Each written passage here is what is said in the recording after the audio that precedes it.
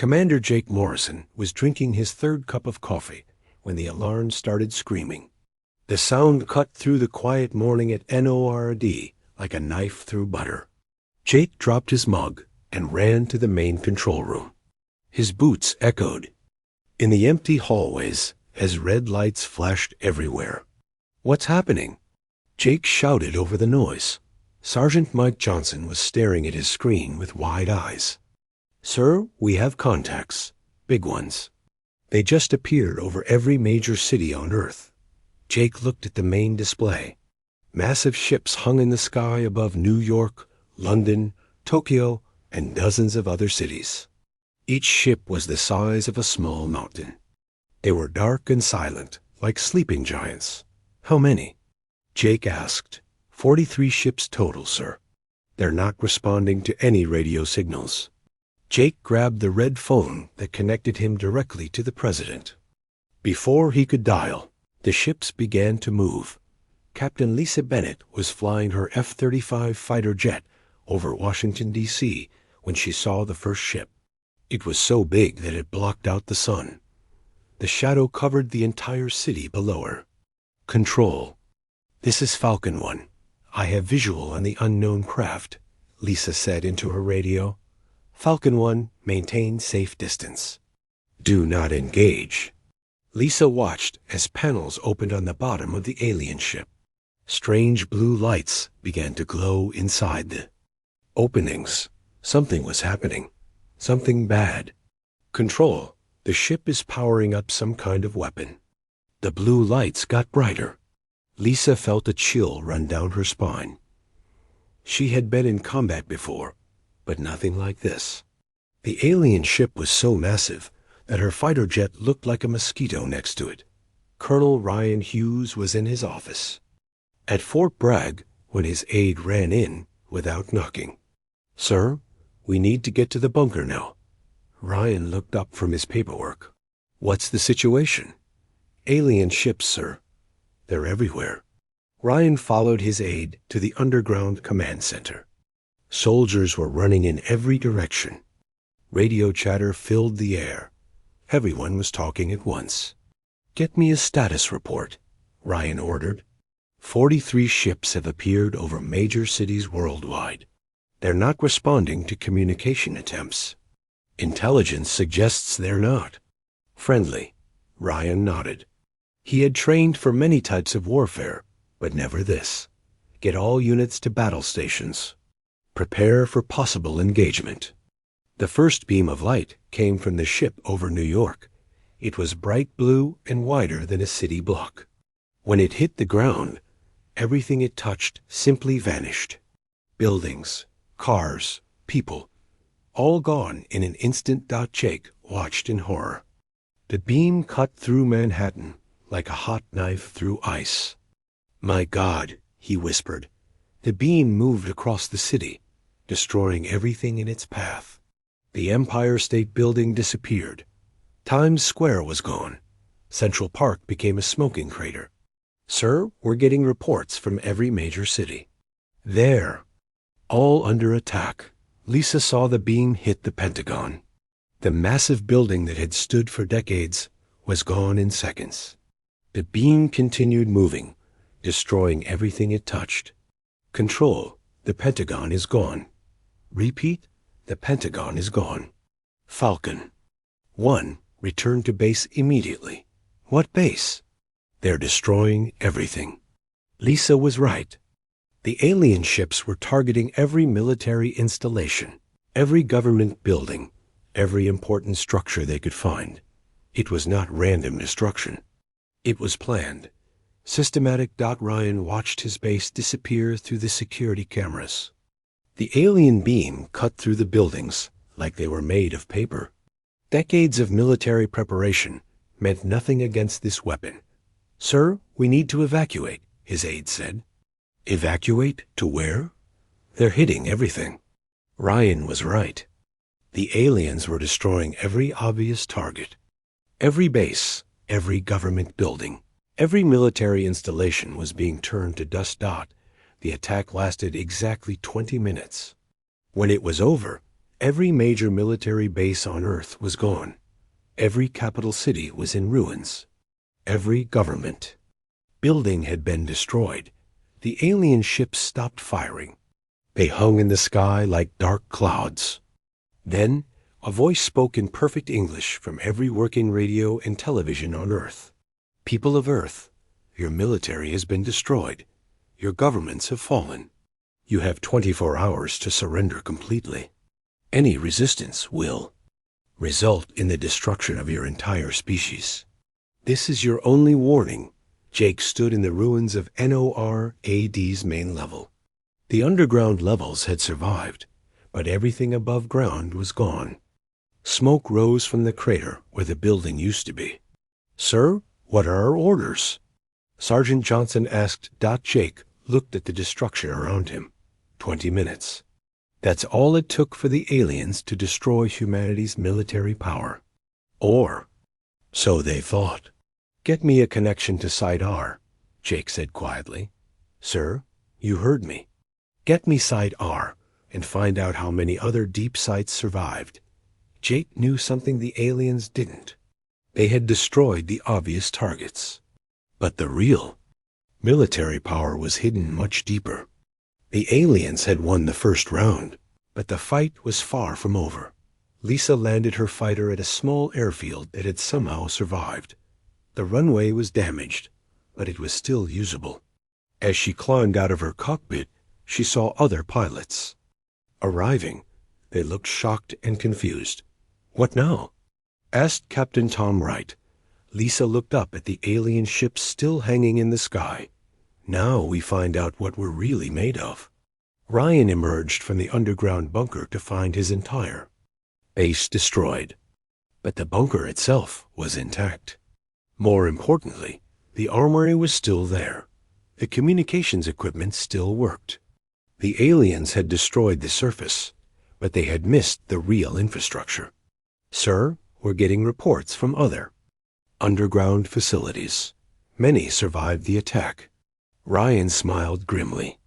"Good. Send a message to all surviving units. Tell them to stay hidden and wait for orders. The aliens think they've won, but they've only made us angry." The alien commander looked down at the destroyed planet below. Every military installation was gone. Every government building was rubble. It had been their fastest conquest yet. "Prepare the occupation forces," the commander ordered. "This planet is ours." But the aliens had made a mistake. They had studied human military doctrine, but they had misunderstood it. They thought destroying the obvious targets would cripple humanity. They were wrong. Deep underground, in bunkers, and facilities the aliens never knew existed, humanity was very much alive. And they were very, very angry. Dr. Amanda Clark was 300 feet underground when the world ended above her. She was working in the Deep Rock Laboratory, a secret research facility built inside an old mine. The walls were solid rock, and the entrance was hidden behind a fake mining operation. When the alarm started, Amanda thought it was just another drill. But then Dr. Paul Martinez ran into her lab with a look of terror on his face. "Amanda, you need to see this," Paul said. Pointing to a small television screen, Amanda watched as the news showed cities burning around the world. Massive alien ships hung in the sky like dark angels of death. Blue beams of light destroyed everything they touched. "This is really happening," Amanda whispered. "The surface communication array is gone," Paul said, "but our deep communications are still working. We're getting signals from other underground facilities." Amanda was a physicist who specialized in electromagnetic systems. She had been working on a project to create better radar systems. Now, that knowledge might save humanity. "Paul, bring up the deep network map," she said. The map showed hundreds of hidden facilities across the United States. Military bunkers, research labs, communication centers, and weapon storage sites. Most of them were still active. The aliens only hit the surface targets, Amanda realized. They don't know about the deep network. Admiral Peter Knox was in his command bunker beneath Cheyenne Mountain when the attack began. The bunker was built to survive a nuclear war, so the alien weapons couldn't touch it. Peter had been planning for this moment his entire career, just not with aliens. "Status report," Peter ordered. "Surface installations are destroyed, but deep facilities are reporting in. We have contact with 47 underground military sites." Peter looked at the communication board. Green lights were appearing all over the country. Each light represented a hidden facility that had survived the attack. "Gentlemen, the aliens think they've won. They destroyed our front door, but they don't know about the back door. Sir, what are your orders?" "Send a message to all deep sites. Tell them to stay hidden and start Phase 2 preparations. The aliens are about to learn why we built these facilities." Staff Sergeant Chris Taylor crawled out of the underground ammunition depot like a mole coming up for air. Above ground, his military base was nothing but smoking ruins. But below ground, the depot was intact. And it was full of weapons. "Sergeant, what's the situation?" asked Private Jenny Adams. "The surface is gone, but we're still here, and we've got enough weapons to fight a war." Chris looked at his surviving team. There were only 12 of them, but they had access to enough ammunition to supply a small army. The aliens had destroyed the obvious targets, but they had missed the real treasure. Listen up, everyone. The aliens think they've won, but they've only made us mad. We're going to show them what happens when you mess with Earth. Chris opened the depot's main storage area. Inside were thousands of rifles, millions of rounds of ammunition, and enough explosives to level a mountain. The aliens had powerful energy weapons, but humans had something better: the will to fight. Lieutenant Colonel Maria Santos was on a nuclear submarine when the attack happened. The USS Barracuda was docked at a secret underwater base hidden beneath an artificial island. The base looked like a normal research station from the surface, but it was actually a major military facility. "Colonel, we're receiving emergency signals from the mainland," said Commander Rick Thompson. Maria looked at the periscope display. In the distance, she could see smoke rising from the coastal cities. The alien ships were still there, hanging in the sky like vultures. "Rick, how many submarines do we have at deep bases?" 12 nuclear submarines, ma'am, all at hidden facilities." Maria smiled. The aliens had destroyed the surface navy, but they had no idea about the submarine fleet. Nuclear submarines could stay underwater for months. They were invisible, silent, and deadly. "Send a message to all submarine commanders. Tell them to prepare for underwater warfare. The aliens control the sky, but we control the sea." The alien ground forces began landing 2 hours after the attack.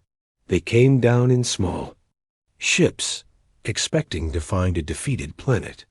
The Zephyrian soldiers were confident and relaxed. They had done this 47 times before on different worlds.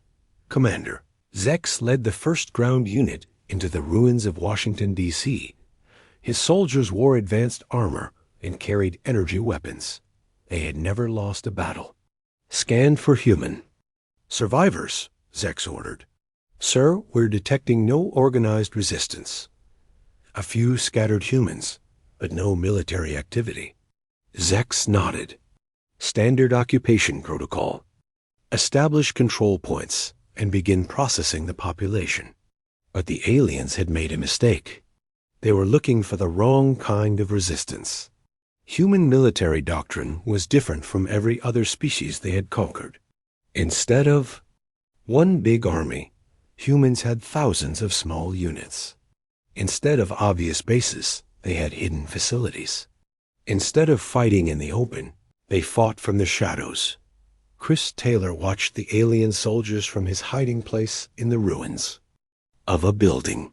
They were walking down the main street like they owned the place. Their armor looked impressive, But Chris had seen armor before. Everything had a weak point. "Jenny, do you see their neck joints?"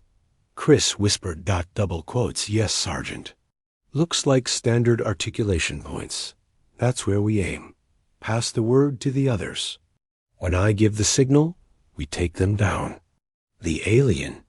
Soldiers were 50 feet away when Chris gave the signal.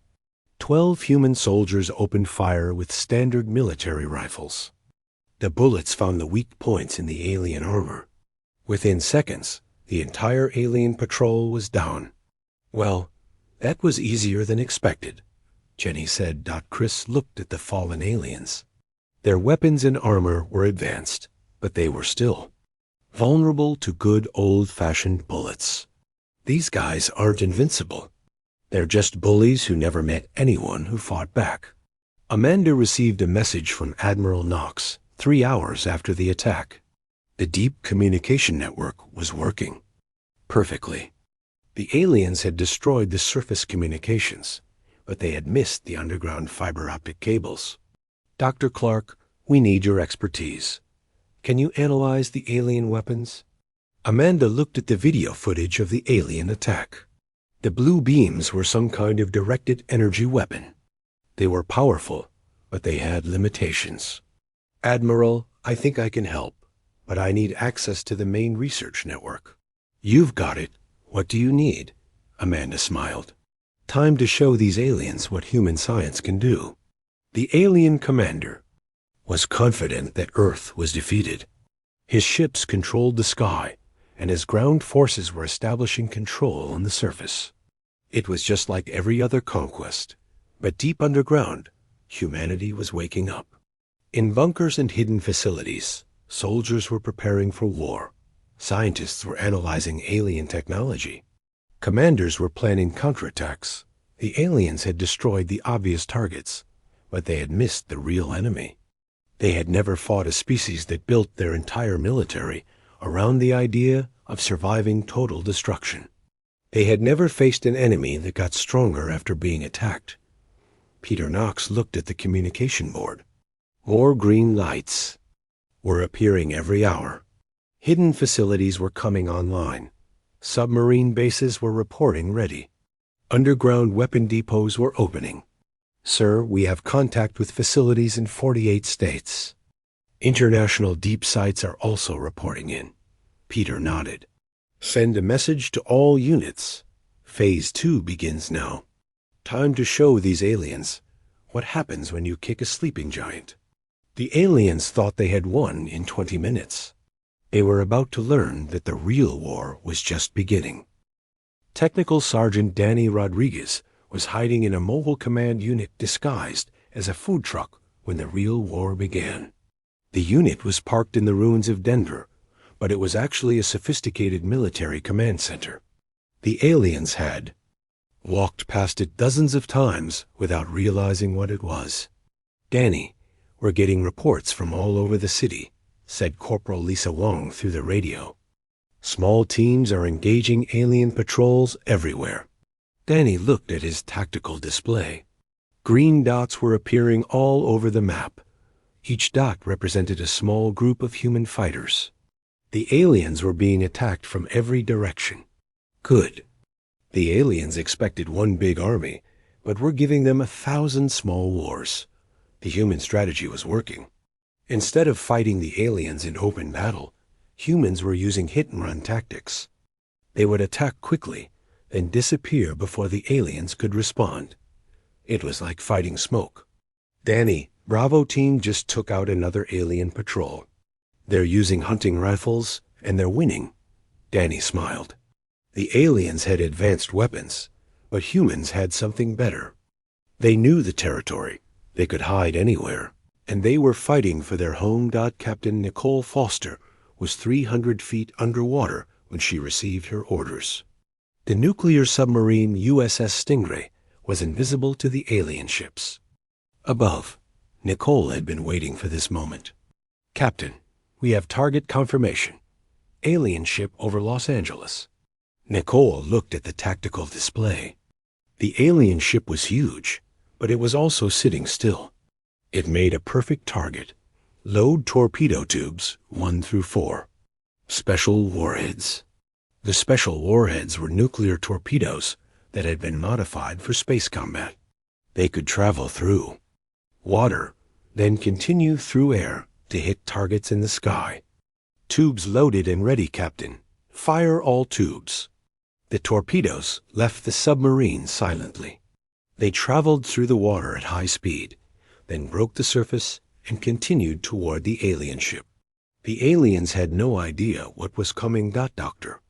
Kevin Walsh was in a buried data center when he made the discovery that changed everything.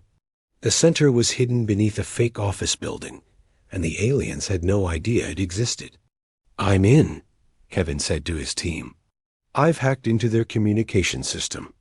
Kevin was a computer specialist who had spent years studying alien technology. Now, all that knowledge was paying off. "What are you seeing?" asked Dr. Sarah Miller. "Their command structure is completely centralized. Everything goes through one main ship. If we can take out their command ship, the whole fleet becomes helpless." Kevin studied the alien communication network. It was advanced, but it had a fatal flaw. The aliens had never learned to fight an enemy that could adapt quickly. "Sarah, look at this. They're using the same communication codes they used on their last 47 conquests. They never changed them." Sarah looked at the screen. "That's their weakness. They're too confident." "Exactly.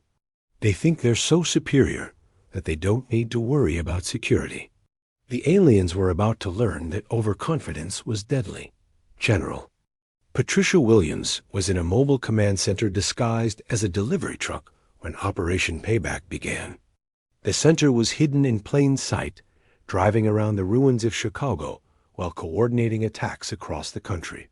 "General, Phase 2 is ready to begin," said Major Robert Kim. Patricia looked at the tactical display.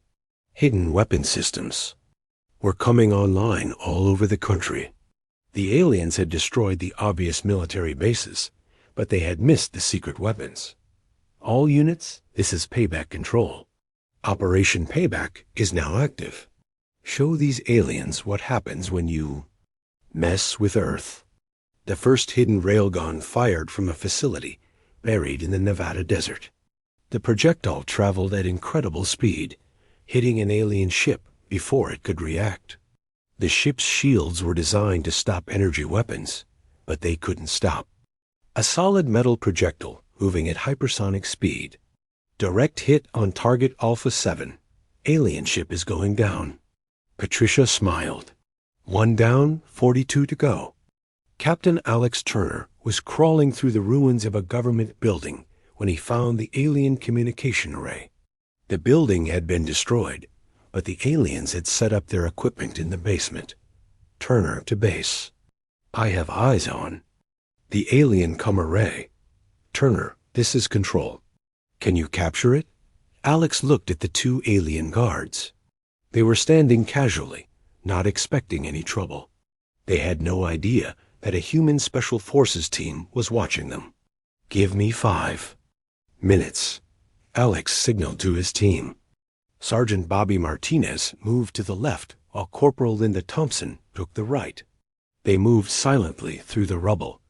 The aliens never knew what hit them. The human soldiers used silenced weapons and struck simultaneously.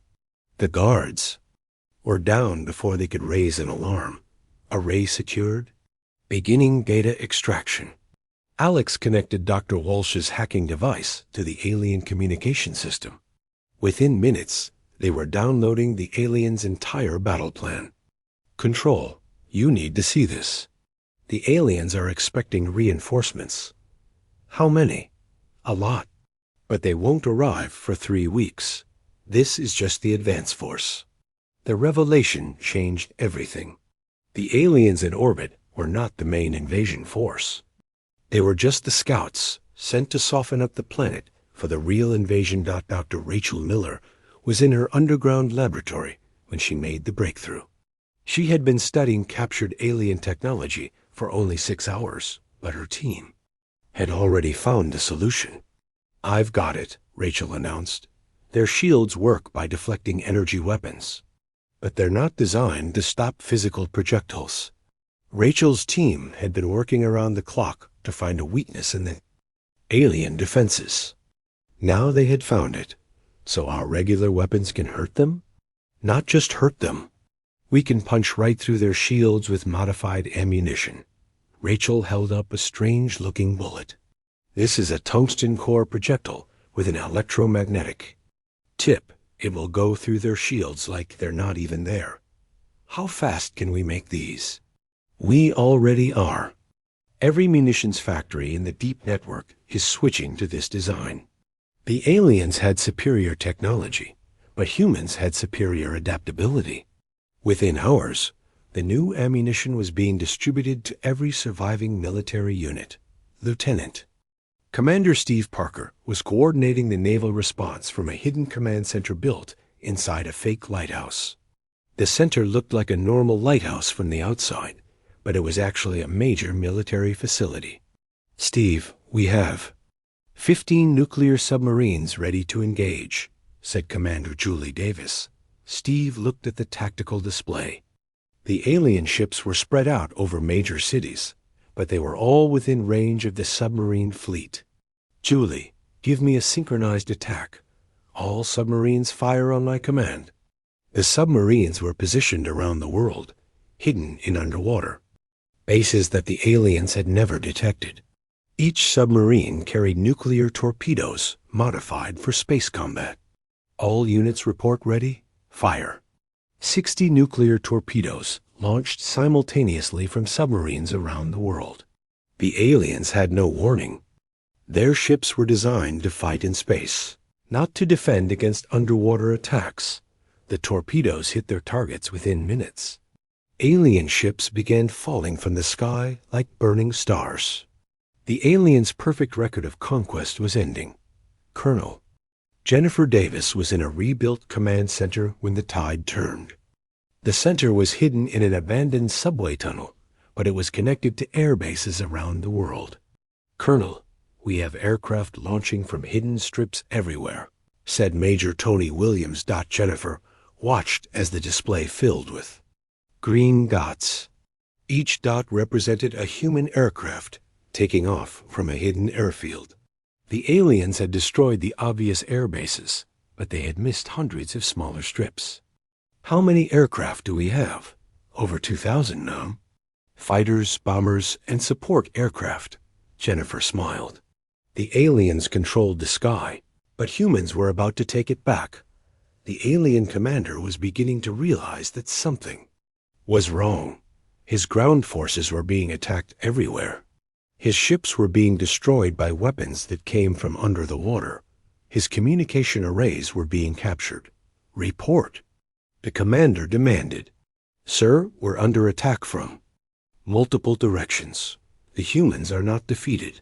They're fighting back." "That's impossible. We destroyed their military." "Sir, we destroyed their obvious military, but they have a second military hidden underground." The commander looked at the tactical display. Red warning lights were appearing everywhere. His perfect conquest was turning into a disaster. "Send a message to the home fleet. Tell them we need reinforcements immediately." But the commander's communication officer had bad news. "Sir, our main communication array has been captured. We cannot contact the home fleet." For the first time in his career, the alien commander felt fear. He had conquered 47 worlds, but he had never faced an enemy like this. The humans were not just fighting back. They were winning. Deep underground, Admiral Knox was coordinating the global counterattack. His communication board was filled with green lights as human forces reported success after success. "Sir, we're getting reports from every continent. The aliens are in retreat." "Good. But this is just the beginning. Send a message to all units. We're not just defending Earth anymore. We're going on the offensive." The 20-minute invasion was over. The real war was just beginning, and humanity was winning. Major Tony Phillips was coordinating with Russian forces when the impossible happened.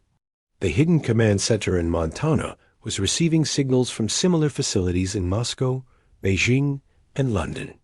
For the first time in decades, former enemies were working together.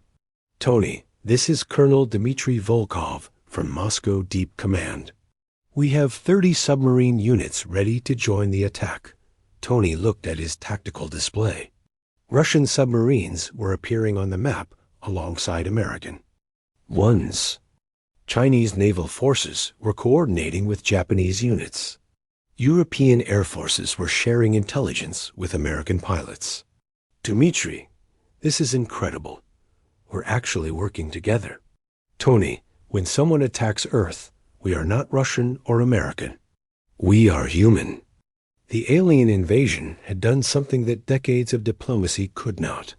It had united humanity against a common enemy. Every nation on Earth was sharing their hidden military assets.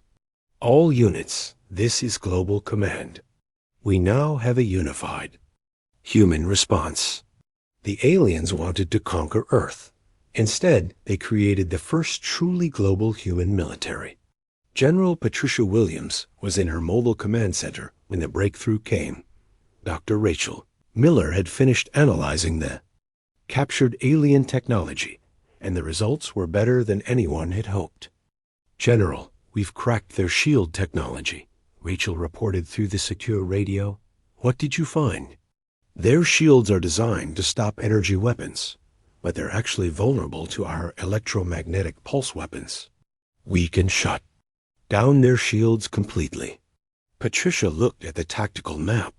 If they could disable the alien shields, human weapons would become deadly effective.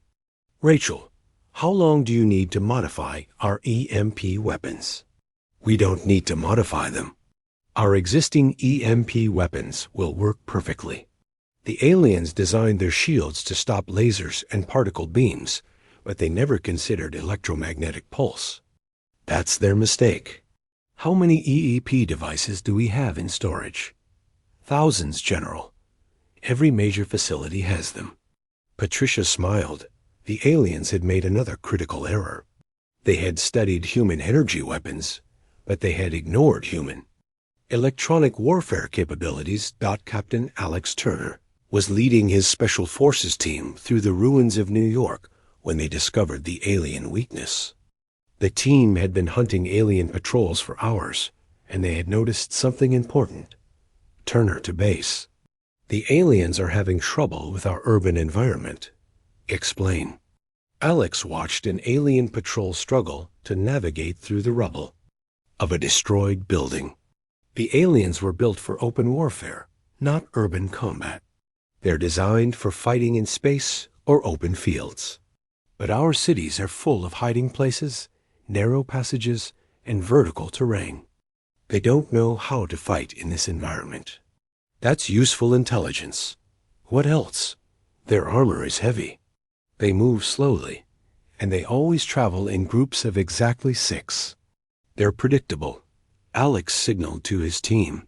Sergeant Bobby Martinez was positioned on a rooftop, while Corporal Linda Thompson was hiding in a subway entrance. The aliens were walking into a perfect ambush. They're also too confident. They don't expect resistance, so they don't watch for traps. The alien patrol walked directly into the kill zone. Human soldiers opened fire from 3 directions using the new tungsten core ammunition. The aliens' shields flickered and died. As the projectiles punched through them, 6 more down. These guys are getting easier to kill.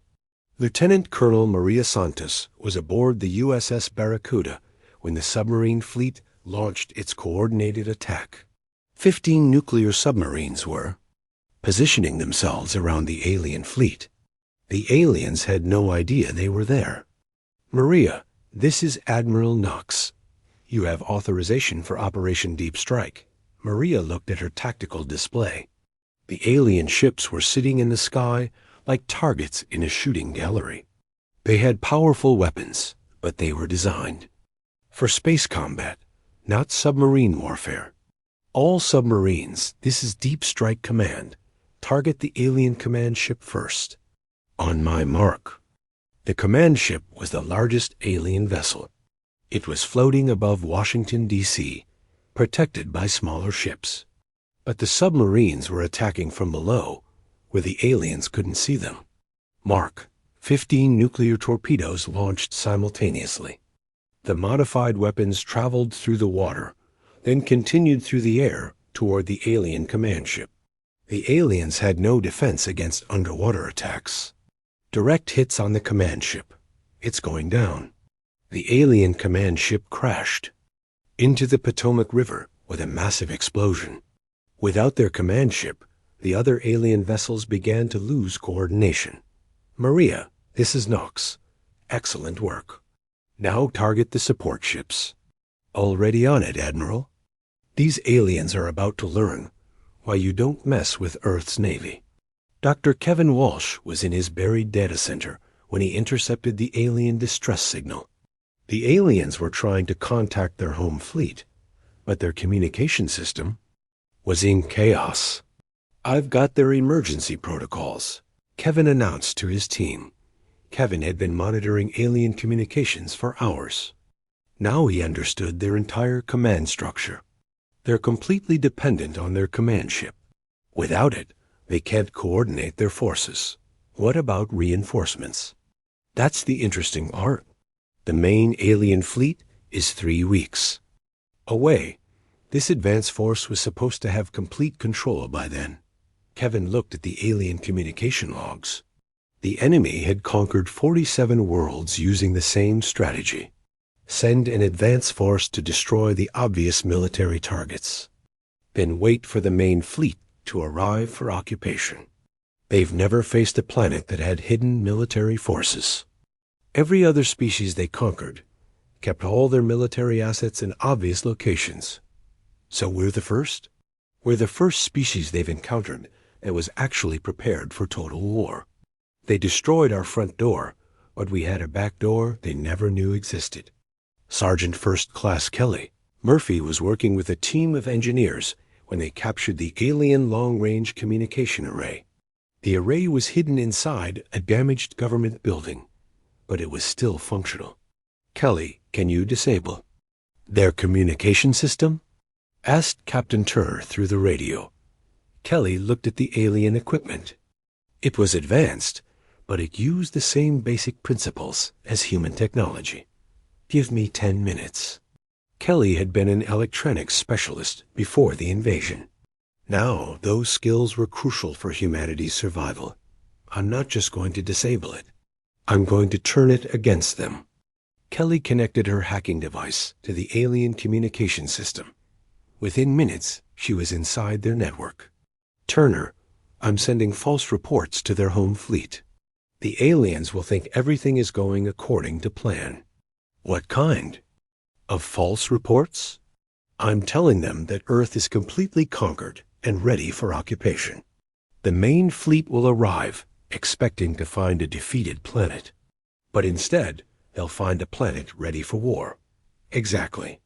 We'll have 3 weeks to prepare for the main invasion force. The alien commander was in his damaged ship when he realized the truth. His advance force was not conquering Earth. Earth was conquering them. Report, he demanded. Sir, we've lost contact with 70% of our ground forces. The human resistance is stronger than expected. What about our orbital support? Sir, we've lost 6 ships to human submarine attacks. The humans are attacking from underwater. The commander looked at his tactical display. Red warning lights were everywhere. His perfect conquest was turning into a complete disaster.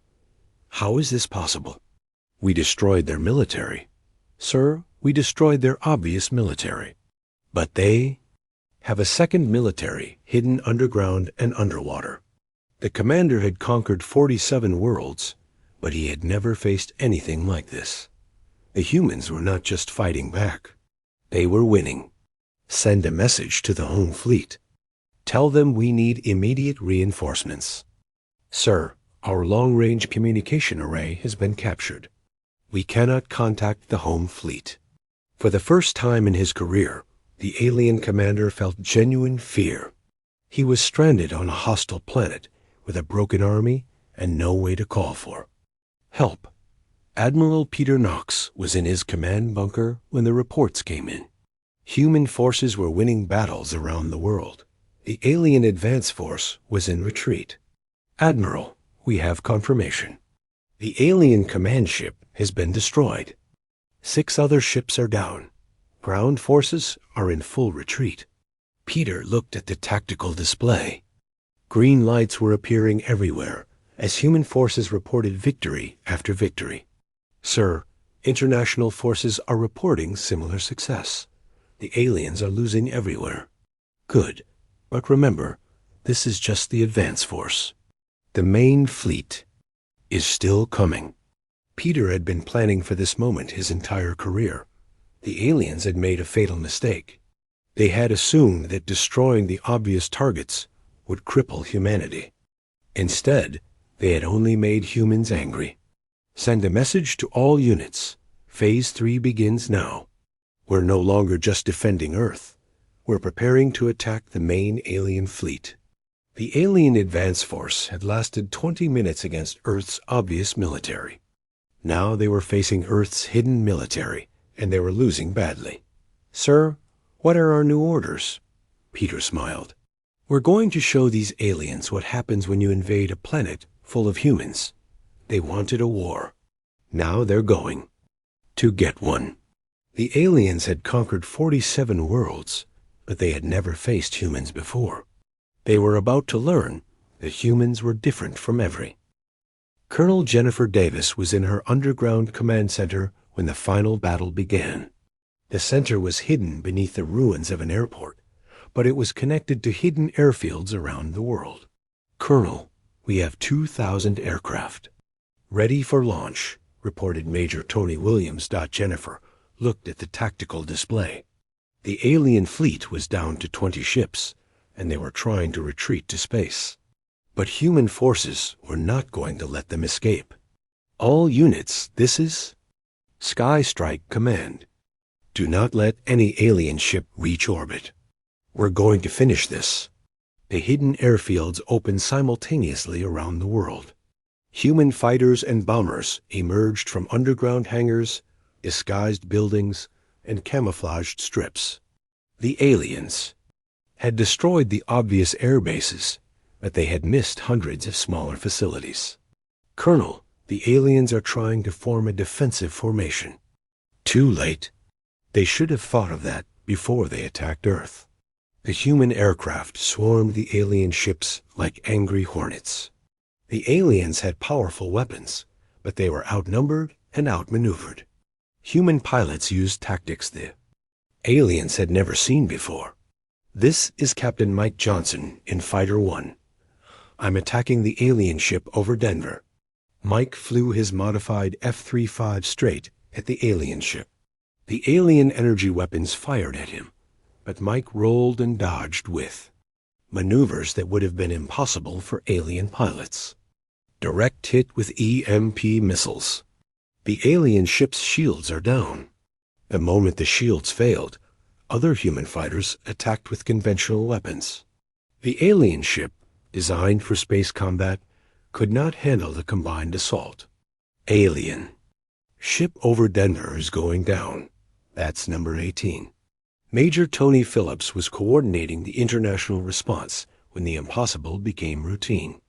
Russian, Chinese, American, and European forces were working together as if they had trained together for years. Tony, this is Colonel Liu Wei from Beijing Deep Command. Our forces are ready to assault the alien ground positions. Tony looked at his global tactical display. Human forces were advancing on alien positions from every direction. The aliens were surrounded and outnumbered. Liu, this is incredible. We're actually fighting as one unified force. Tony, the aliens gave us a gift. They showed us that we are all human first. When this is over, maybe we can remember this lesson. The coordinated assault began simultaneously across 6 continents. Human forces emerged from hidden positions. Everywhere, the aliens found themselves facing an enemy that seemed to appear from nowhere. All units, this is Global Command. The aliens are retreating to their landing zones. Do not let them escape. The alien commander was in his damaged ship when he made the decision that sealed his fate. His advance force was destroyed, his communication was cut, and the human resistance was stronger than anything he had ever faced. "Prepare to activate the planet killer weapon," he ordered. "Sir, that will destroy the entire planet." Our orders were to capture it intact. Our orders assumed we would win. We are losing. If we cannot have this planet, no one can. The planet killer weapon was the aliens' final option. It was designed to crack a planet's crust and destroy all life. The aliens had never used it before, but they had never lost before either. "Sir, the weapon needs 5 minutes to charge." "Do it." But the alien commander had made his final mistake. Dr. Kevin Walsh was still monitoring their communications from his hidden data center. "This is Walsh to all units. The aliens are charging a planet killer weapon. We have 5 minutes to stop them." Admiral Peter Knox received the message in his command bunker. The aliens were about to destroy Earth rather than let humans win. It was the act of a desperate enemy. "All units, this is Knox. Target the alien command ship immediately. Use everything we have." The final assault began with nuclear submarines firing their remaining torpedoes. The modified weapons streaked through the water and air toward the alien command ship. Human aircraft dove at the ship from every direction. Ground forces fired every weapon they had. This is Maria Santos in the USS Barracuda. Nuclear torpedoes away. This is Jennifer Davis in Sky Strike Command. All aircraft are attacking the command ship. This is Tony Phillips in Global Command. International forces are firing everything. The alien command ship was hit by dozens of weapons simultaneously. Nuclear torpedoes, missiles, railgun projectiles, and conventional artillery all struck at once. The ship's shields failed immediately. The command ship is breaking apart. The planet killer weapon is powering down. The alien commander's last. Transmission was received by every human communication system on Earth. "Humans are more dangerous than we thought. Do not come to this system." But it was too late. The message never reached the alien home fleet.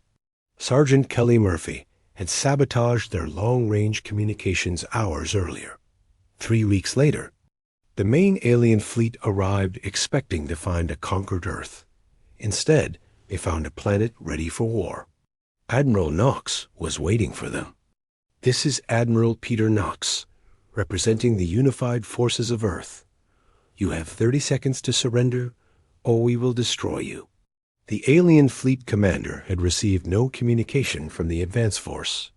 He expected to find a defeated planet. Instead, he found thousands of human ships waiting in space. How is this possible? Where is our advance force? Your advance force lasted 20 minutes against our obvious military. Then they spent 3 weeks dying against our real military. Would you like to join them? The alien fleet was large, but it was not prepared for battle. The ships were loaded with occupation forces, not combat troops. They were designed for conquering defeated planets, not fighting wars. This is the alien fleet commander. We surrender. Admiral Knox accepted the surrender from his flagship, the rebuilt USS Enterprise. The ship had been constructed in hidden shipyards during the 3 weeks between invasions. Your surrender is accepted. But first, you're going to help us send a message to the galaxy. A message was broadcast from captured alien ships using their own communication systems. It reached every species in the galaxy. This is Earth. We are humanity. We do not recommend invasion. We have spent our entire history preparing for war. We build our military to survive total destruction. We hide our real strength until we need it. We get stronger when we are attacked, not weaker. The message continued with footage of the alien defeat. It showed human forces emerging from hidden bases, human weapons destroying alien ships, and human forces accepting the alien surrender. We are not aggressive. We do not seek to conquer other worlds. But if you come to our world with hostile intentions, you will discover that we are very good at war. We have had thousands of years to practice. The final part of the message was a warning that echoed across the galaxy. We are humanity. We are united. We are prepared. We do not recommend that you test us. 6 months later, Jake Morrison was back in the rebuilt NORAD facility. The new building was stronger than the old one, and it was connected to an even larger network of hidden facilities. Jake, we're receiving a message from the Galactic Council, reported Sergeant Mike Johnson. Jake looked at the communication screen. The message was from a species called the Centaurans, who claim to speak for dozens of peaceful worlds. They want to establish diplomatic relations. They say they're impressed by our military capabilities. Jake smiled. The alien invasion had lasted 20 minutes, but the effects would last forever. Humanity had proven that they were not easy prey. Word was spreading across the galaxy that Earth was not a planet to be conquered. Send a reply. Tell them we're interested in peaceful relations with any species that comes in peace. What about hostile species? Jake looked at the tactical display showing hundreds of hidden military bases around the world. Each base was stronger than before, and all were connected in a network that could survive any attack. Tell them that we're prepared for those too. Doctor. Amanda Clark was in her expanded laboratory when she made the discovery that changed everything. The captured alien technology had given humanity access to faster-than-light travel, advanced energy weapons, and shield technology. Amanda, how long until we can build our own starships? Asked Dr. Paul Martinez. Amanda looked at the blueprints on her screen. Human engineers had been studying alien technology for months, and they were ready to build their own version. 6 months for the first ship. 2 years for a fleet. What kind of ships? Amanda smiled. Not conquest ships like the aliens built. Defense ships. Fast, heavily armed, and designed to protect Earth from future invasions. The aliens had given humanity the tools to defend themselves. Within a few years, Earth would have a space fleet that could defend the entire solar system.